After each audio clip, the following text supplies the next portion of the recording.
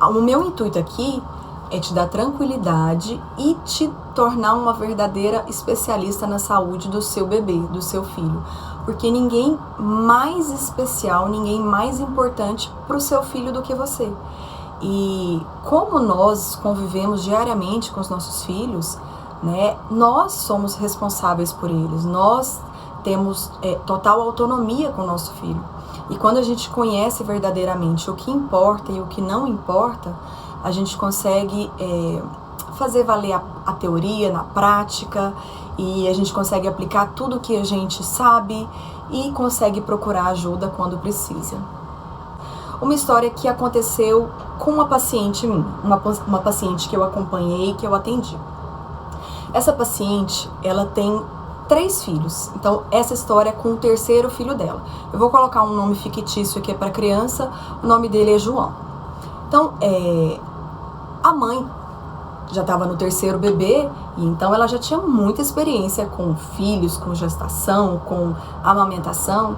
E nos outros 2 filhos dela, ela teve uma certa dificuldade com a amamentação, mas depois tirou de letra, as crianças cresceram bem, ganharam peso, se desenvolveram bem. Com o 3º filho, ela achou que seria da mesma forma, que aconteceria exatamente igual ao dos outros 2. Porém, não foi o que aconteceu. Foi bem diferente. Mais ou menos quando o João tinha ali uns 2 meses de vida, ele começou a recusar o leite. Ele mamava no peito e ele passava um pouquinho da mamada, ele chorava muito, ele arqueava o corpinho para trás, ele não queria estar ali, ele não queria mamar, e aquilo foi deixando ela angustiada, preocupada, porque com os outros filhos dela não era dessa forma. E o João recusava muito o leite, recusava muito a mamada e chorava muito. E quando ele não estava no peito, ele não chorava daquele jeito. Aquilo para ele era difícil, né, ingerir aquele leite. E aí a mãe do João procurou ajuda, né? Ela marcou uma consulta com o pediatra e foi até o pediatra. O pediatra ouviu todo o histórico do João e falou que possivelmente era um refluxo oculto. Prescreveu uma medicação para ele e disse para a mãe que provavelmente, se fosse o refluxo mesmo, que em poucos dias ele estaria mamando bem, estaria aceitando bem o leite. E assim a mãe voltou para casa e fez, né, deu a medicação, e ela viu uma certa melhora no começo, nos primeiros dias. Porém, passou um certo tempo, o João começou a recusar de novo o peito. Começou a chorar, começou a arquear para trás, e isso foi se estendendo. Ali, com 5 meses, eu tô com o prontuário dele aqui, só para eu não esquecer de nenhum detalhe da historinha. Tá? E assim a mãe continuou levando. Né? Com 5 meses, mais ou menos, ela resolveu introduzir, antes disso, ela resolveu tirar o peito e dar a fórmula. Então ela quis ofertar a fórmula para ele porque ela achou que poderia ser alguma coisa no leite dela.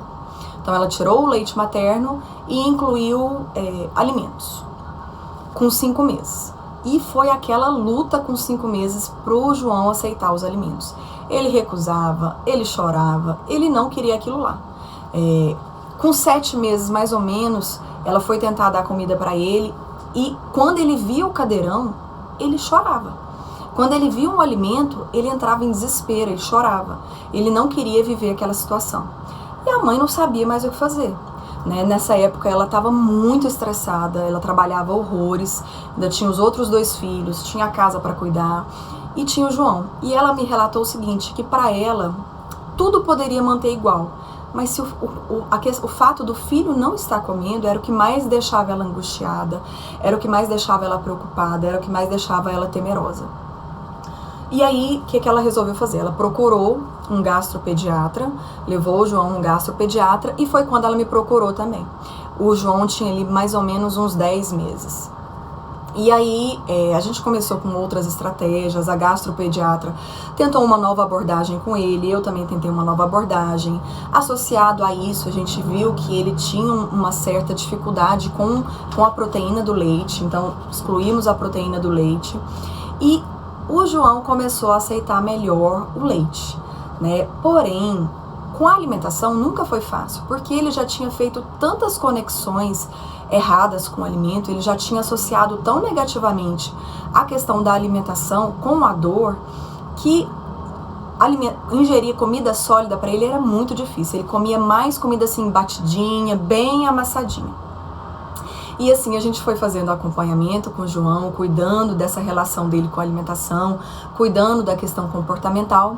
Hoje o João tem mais ou menos 3 anos e meio, ele aceita bem os alimentos agora, mas ele foi comer bem mesmo por volta de 2 aninhos. Até então era mais leite que ele aceitava e pouquíssimos alimentos. Hoje em dia o João gosta muito de carne, gosta de fruta, gosta de vegetal, gosta de queijo.